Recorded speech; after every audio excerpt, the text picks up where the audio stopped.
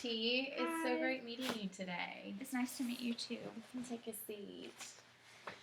So, let me start off by just telling you a little bit about who I am and why I'm here.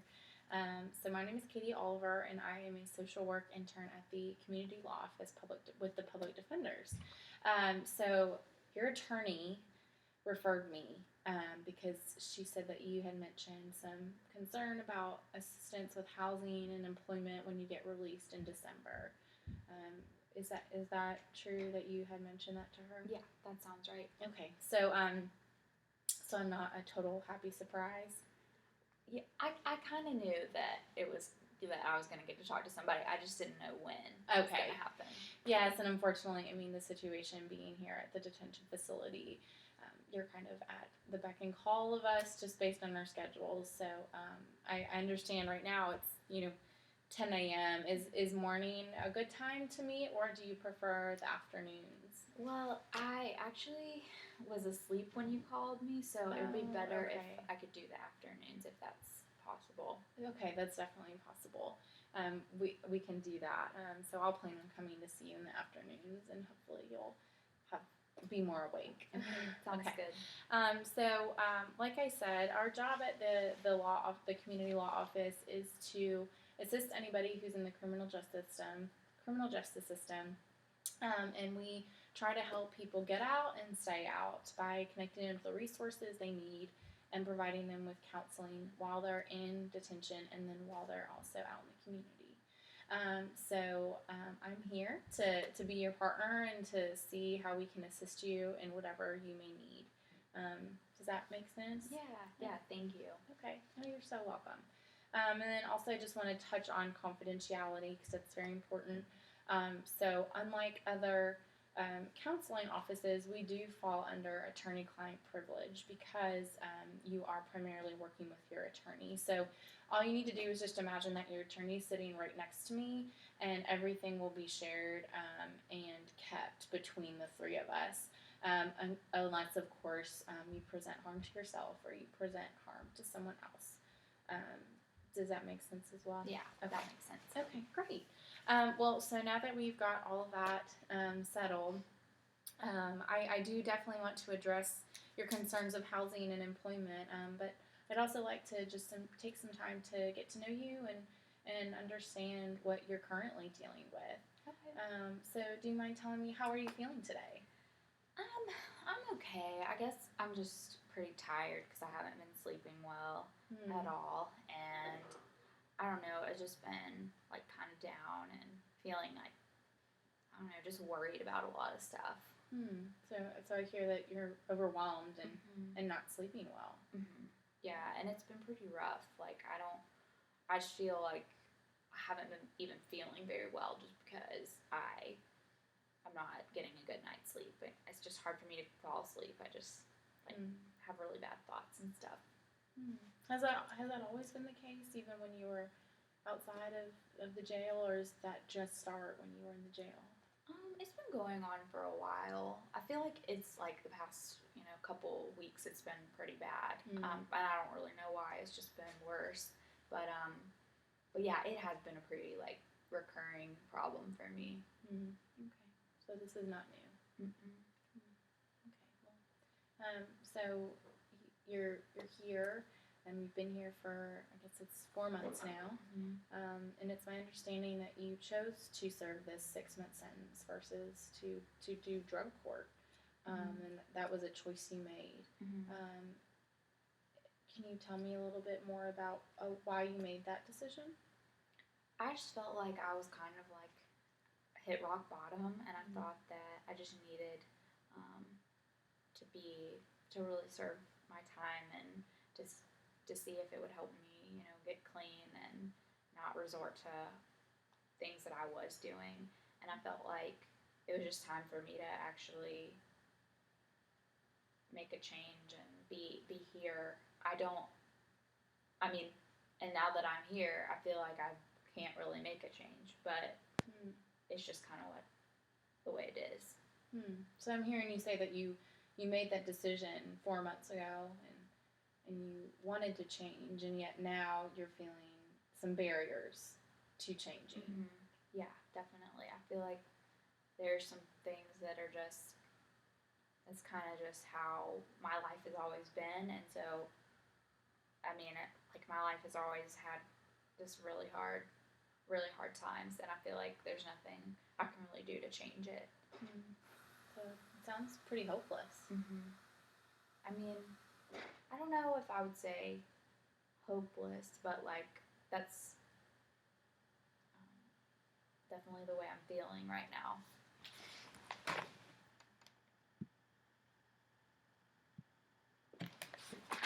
So I just feel like I just feel like given like that I've always been this way, like probably not going to change. Don't know why I ever thought I might. Do you mind sharing a little bit about your background? It sounds like it's been pretty hard. So Yeah. don't feel the need to go into all of the nitty gritty details because I do understand that you are incarcerated, and I don't want to unpack a box that we can't put back together. But maybe just tell me, and if you don't mind, I'll take some notes to make sure I'm getting the information correct. But what was your family like growing up?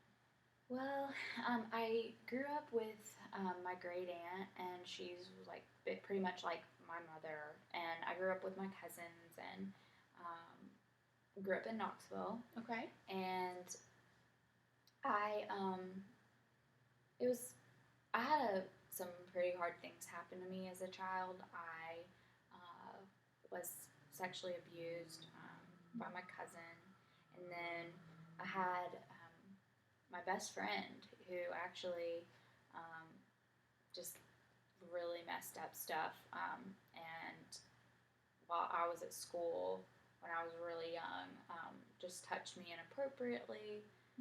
That was really scarring for me. And then I had later down the road a little bit, I was about 10, I guess. My cousin raped me. But the problem is nobody believed me when I told them any of these things. So that was kind of my upbringing.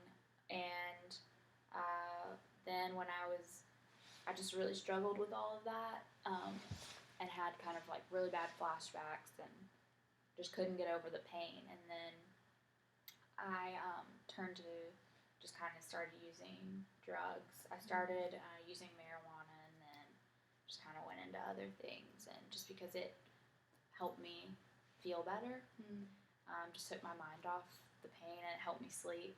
And I have 4 kids. And you do? Yeah. Okay. Yeah. So tell me about them.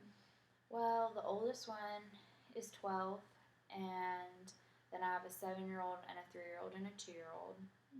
And they actually are in state custody, so that's really sad because I just messed up so many times. They got taken away from me. That's really hard. It has been really, really hard for me because I love them so much, and realize that I won't get to, be with them and be a good mom to them until, I won't get them again until they're 18. I won't have any contact with them till then. It's almost like a loss. And I mean, just from the little bit you told me, it sounds like you have a pattern of being abused, rejected, betrayed even by people who you thought you could trust, and then they turn around and then the people that you do trust don't believe you. Is that am I hearing that correctly? That's definitely right. I feel like just people don't take me seriously, and they don't accept my word for things, and I don't know why. I guess just I'm not good enough, whatever, for them to value what I say or think that there's any truth in it. Or, maybe it was just easier for them not to face the things I was telling them. And part of you understands that. In a really weird way, yeah. Like, it was just, I don't understand. That's a hard question because I don't understand not accepting what I'm saying because it was pretty awful. But at the same time, if my family had accepted that my cousin raped me, it would have just totally torn the family apart. So I didn't want to report it, didn't want to do anything with that because family is important to me, and I have forgiven them for doing that. Okay. So obviously these cousins were a big part of your early life. Are you still in contact with them, or? Yeah, and I do still value those relationships. I have a cousin in prison right now, so that's hard too. But I do try to stay in touch with people. My great aunt died, and so that was really hard for me because she was like my mom. She raised me, and she was the one who cared for me and all of that. So I'm kind of grieving her still. Yeah, that's a lot. You've been through a lot, and despite all of that, you want to make changes, and I hear a resiliency within you saying, this is what it's been, and I don't want it to be the same when I get out. And at the same time, you're feeling almost hopeless, like you don't know what to do or where to go. Yeah, I think that's a good description because I don't see how a change is possible, even though I feel like it's there, that I want it, but I just don't even know where to start. Well, I'm hearing a lot of feelings of overwhelmingness. So, being in prison for 6 months and then being released after you've had all of this trauma can be even more traumatic. What would you feel like if we kind of jotted down some bubbles of your life, areas that maybe bring you anxiety or make you nervous, just to get a picture of your life and what we're looking at now? Is that something that you would be okay with? Yeah. Okay. That sounds good. Okay.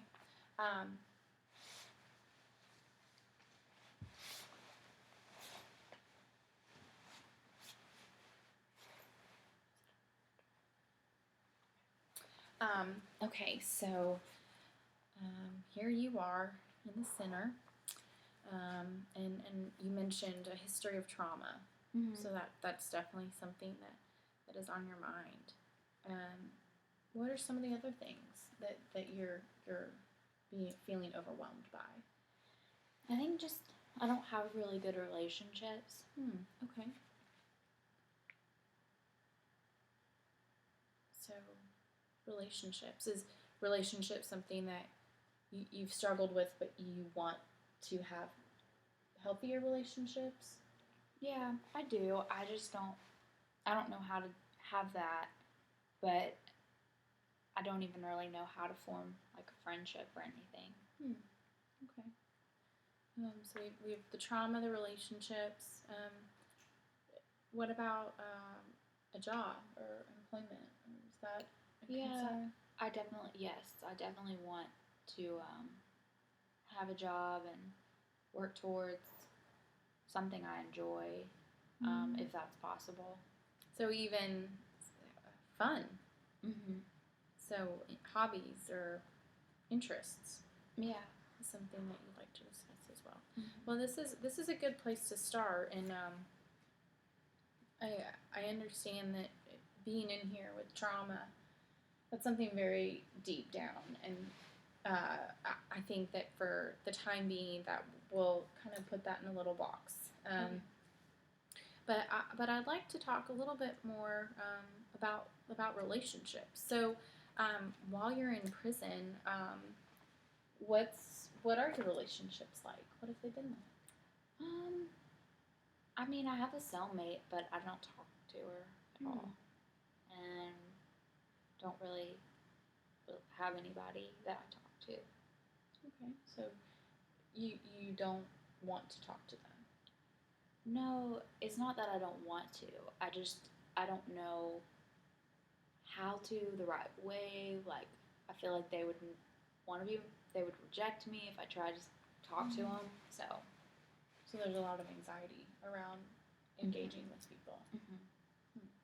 I find it interesting because I'm hearing you say that you get very anxious when speaking with people, and yet we've been together for almost 15 minutes now, and you seem calm, and you've been very open to our conversation.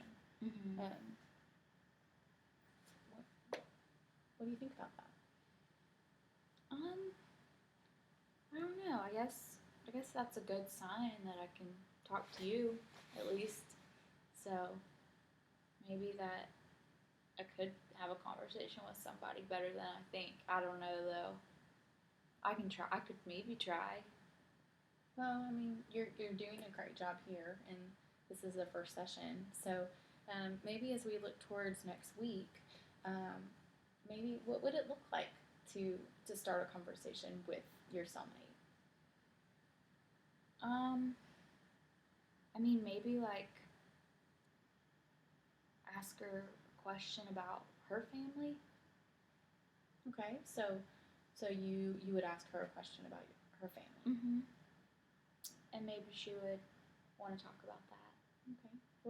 What are some of your fears when you're thinking about asking that question, putting yourself out there? Just that she won't really.